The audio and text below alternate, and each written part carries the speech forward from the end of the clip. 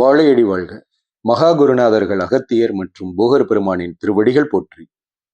மணத்தக்காளி கீரை, இதனை மணித்தக்காளி கீரை என்றும் சில பகுதிகளில் அழைப்பதுண்டு.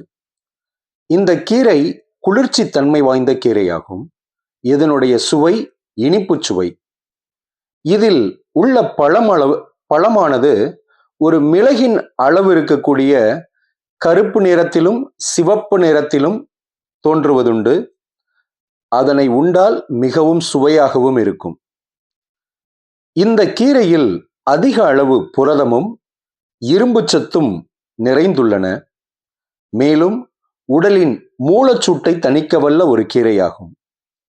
இந்த கீரை உடலுக்கு சக்தியை வழங்குவதற்கும், உடலை நாம் சொல்வோம் அல்லவா, உடல் உரமாக இருக்க வேண்டும், திடமாக இருக்க வேண்டும் என்று, அது போன்ற உடல் அமைப்பிற்கு இந்த கீரை ஒரு அற்புதமான மாமருந்தாகும்.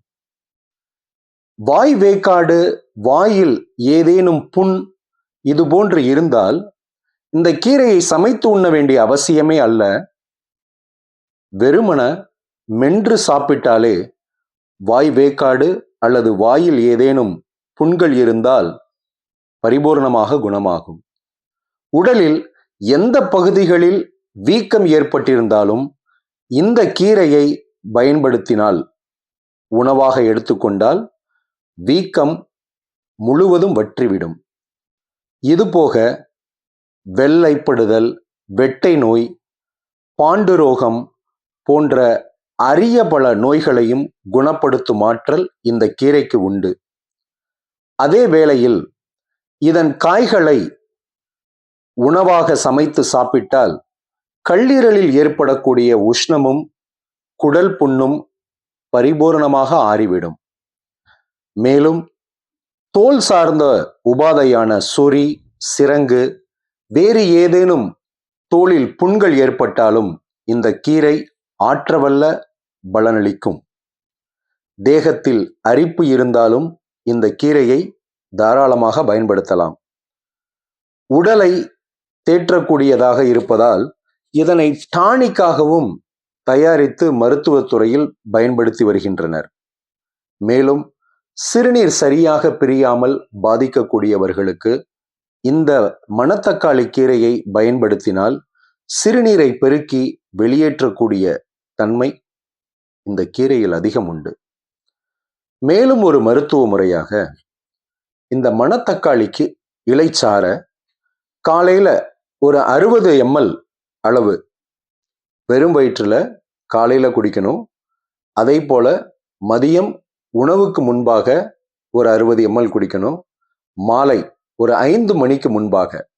பகல்ல நம்ம டீ, காஃபி இந்த மாதிரி குடிக்கிற பழக்கம் இருக்கிறவங்களுக்கு அதை தவிர்த்துட்டு 3 வேளை ஒரு 5 நாட்கள் இந்த மணத்தக்காளி கீரையை சாரா குடிச்சிங்கன்னா பெருவயிறு, மகோதரம் அப்படின்னு கேள்விப்பட்டிருப்பீங்க. கல்லீரல்ல ஏற்படுற மிகப்பெரிய பாதிப்புல வயிறு வீங்கி இருக்கும். அந்த மகோதரம் அப்படிங்கிறத ஆரம்ப நிலையில குணப்படுத்த முடியும். அதே நேரத்துல வயிறு பெருசாகி வயிற்றுல ஒரு பச்சை நரம்பு மாதிரியான ஒரு விஷயத்தை நீங்க பார்த்துட்டீங்கன்னா அவங்கள காப்பாத்துறது ரொம்ப கடினம் அப்படின்னு சொல்லப்படும். அந்த மகோதரத்தை குணப்படுத்தக்கூடிய ஆற்றல் இந்த மணத்தக்காளி கீரைக்கு உண்டு. உடலுடைய சூட்டையும் குறைக்கக்கூடியது. இந்த கீரையை வற்றல் மாதிரி, அதாவது நிழல் காய்ச்சலா வச்சு வற்றலா தயாரிச்சுட்டு உங்களுக்கு எப்போ வாய்ப்பு இருக்கோ அப்போ கூட நீங்க இதை பயன்படுத்தலாம். மற்ற கீரைகள்லாம் பறிச்சு கொஞ்ச நேரத்துல பயன்படுத்தணும் அப்படின்னு சொல்வது உண்டு. ஆனால் இந்த கீரையை நீங்க நிழல் காய்ச்சலா காய வச்சு வற்றலா கூட பயன்படுத்தினீங்கனாலும் மருத்துவ குணத்தை முழுமையா கொடுக்கும். ரொம்ப அற்புதமான ஒரு மருத்துவர்னே இந்த கீரையை நாம சொல்லலாம்.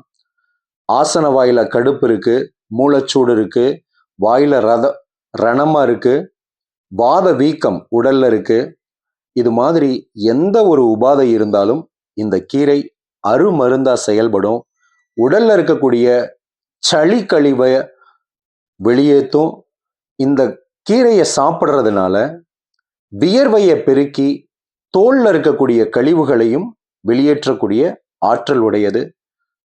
தோராயமா வாரத்துல ஒரு 2 நாளாவது இந்த கீரையை பயன்படுத்தினீங்கன்னா நோய் அப்படிங்கிற ஒரு நிலையில இல்லாம நீங்களும் உங்கள் அன்பு உறவுகளும் ஆரோக்கியத்தோட இருக்கலாம். நன்றி, வணக்கம், வாழையடி வாழ்க.